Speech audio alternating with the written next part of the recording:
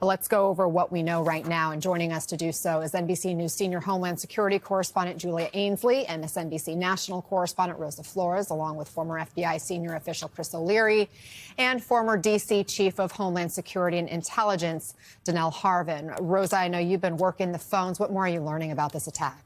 Well, I talked to someone from the FBI, a spokesperson, who said that FBI agents are headed to the scene and that the scene is actually in control of the Dallas Police Department. But as you mentioned, what we've learned is that 3 ICE detainees were shot. 2 of them have died, and that the shooter died from a self-inflicted gunshot wound.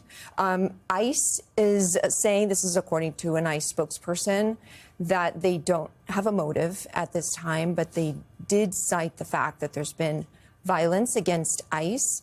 And just from covering the immigration issue extensively, and I can tell you that there's a lot of tension in a lot of parts around the country, in Texas especially. There's been other shootings that have happened. And so there's a lot of anxiety. There's a lot of tension. And we're making phone calls to try to learn more. I want to bring in MSNBC's Ken Dilanian as well with us. Ken, what do you know about the response? Because, again, this is a federal facility, but as Rosa mentioned, local authorities are also on the scene, right? Yes, Anna, this is essentially a local scene, the Dallas Police Department responding. We are told that FBI agents have been sent to the scene, as they often are in these kinds of situations. But again, just to recap, ICE spokesperson confirming that 2 of 3 people shot in the facility are dead. The third is in the hospital. They're saying that no ICE officers were hurt. The Dallas Police Department said this shooting occurred at about 6:40 a.m. local time, and they're saying that the 3 people shot are ICE detainees, and that the shooter died of a self-inflicted gunshot wound. That's not in addition to the 3 people who were shot. Of course, this is still fluid. We're still gathering information about this. It's important to note a DHS spokeswoman had said that this facility has been the target of a previous bomb threat, and authorities are saying they don't yet have information about a motive. But, of course, ICE facilities and ICE officers, as we know, have been targeted by violence. We all remember that nearly a dozen people equipped with tactical gear and weapons attacked an ICE detention facility in Alvarado, Texas, on July 4th, and a local law enforcement officer was shot during that attack. 10 people have been charged in that incident. On July 7th, a man shot at a Border Patrol facility in McAllen, Texas, authorities say. And there have been a number of attacks on individual ICE officers. For example, in August, DHS says 15 to 20 people in San Francisco grabbed, punched, and pepper sprayed ICE officers. And DHS is saying that ICE officers in general have experienced a 700% surge in assaults in recent months. And again, they're still trying to determine the motive in this attack, Anna. A lot of context you just provided and perspective as we work to learn more about what specifically happened here, who specifically was targeted. We do know it were detainees that were shot ultimately. And again, no identification at this point of the shooter. But Julia, I understand this was a field office, not a detention center. Can you talk to us about the difference and what it means about who's likely in custody there and security measures?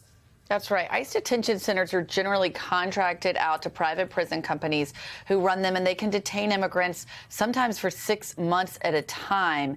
This is a field office where you would have ICE running the show, a lot of people going from that field office out to other parts of the Texas area to make arrests. They would also coordinate deportations from a place like this. Sometimes this could be a more temporary place for an immigrant to go as soon as they've been arrested, they're processed. But there's also places at this field office to hold immigrants for a longer time, say before deportation. So it could be, and we understand from Acting Director Todd Lyons, who spoke on Fox about this just moments ago, that the place where these detainees were shot was a place where they would be entering the building. We're learning more about who those detainees were. I don't know how long they had been there, but it could be at a place where you'd be entering the building. There could be processing. So there's always a possibility that these people had been newly detained by ICE and that they had not yet been processed in, and that's why they would be going in through that particular entrance at the time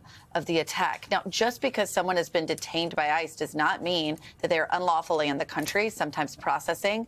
They will learn more information about who they've arrested. We know in some situations they found out the people they've arrested cannot be deported. Either they're lawfully in the United States or they may have a pending asylum claim. Sometimes they can be detained while they're still pursuing that asylum claim in court. That's something we've seen an expansion of under this administration. They're holding more people who still do have a path towards staying in the country legally. So we really want to get more details about who these people were. I do want to point out, though, Anna, two different messages that came out from the Homeland Security Secretary today, Kristi Noem. She first posted on X that this happened at a detention facility. She later deleted that post and posted that it had happened indeed at a processing facility, making that correction. But she does say, well, we don't know motive yet. We know that our ICE law enforcement is facing unprecedented violence against them.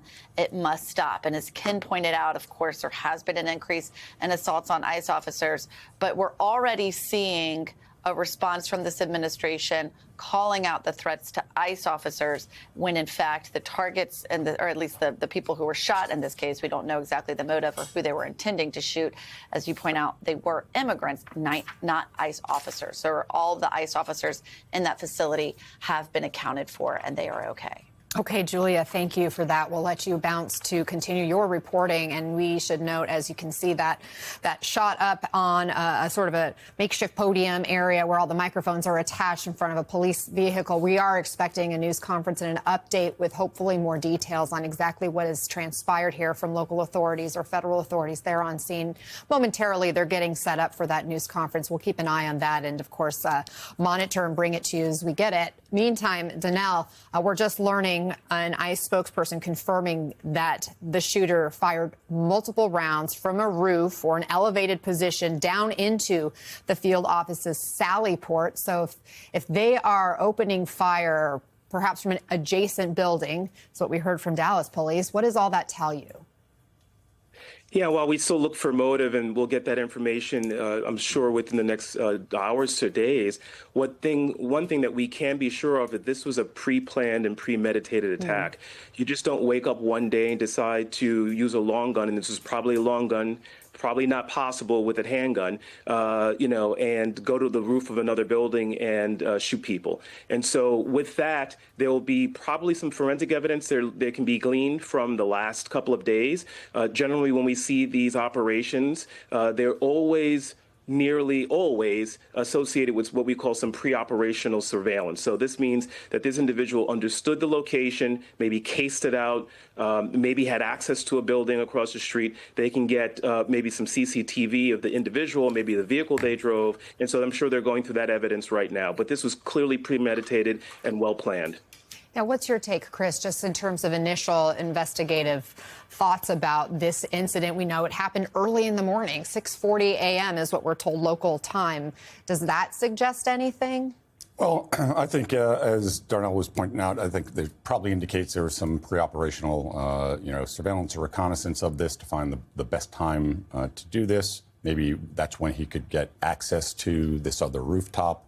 But I think it's fairly alarming that this individual is likely employing a long gun from an adjacent structure and firing into this. That'll be next to impossible to defend against if this violence, depending on the motivation, continues to escalate against ICE, because you cannot secure the surrounding communities of all these ICE facilities, field offices, or detention centers, and that would be a security, massive security operation and cost a fortune. Really not realistic. The FBI is going to respond to this. They are. The Dallas field office will provide a ton of resources. If it does look like this is something related to political violence or terrorism, the domestic terrorism squad there will take the lead on it. The FBI has the lead in countering terrorism investigations. But until then, they'll surge all the evidence response team resources, all the computer analysis personnel to start going through all the digital dust that this individual had, and really starting to understand who this individual was, who he interacted with. And I say he because statistically speaking, it's likely a male who carried this out? And then are there other individuals who are like-minded who may carry out similar acts? So that'll be very important to illuminate this individual's network, find out who helped him prepare for this, if anyone, and find out if they're intending to act themselves. Yeah, Rosette, we do know that this person died from a self-inflicted gunshot wound. Have we learned any new details about who this person is? We don't, but from a tweet from the Dallas Police Department, we do have a few more details that I'd like to read, Anna.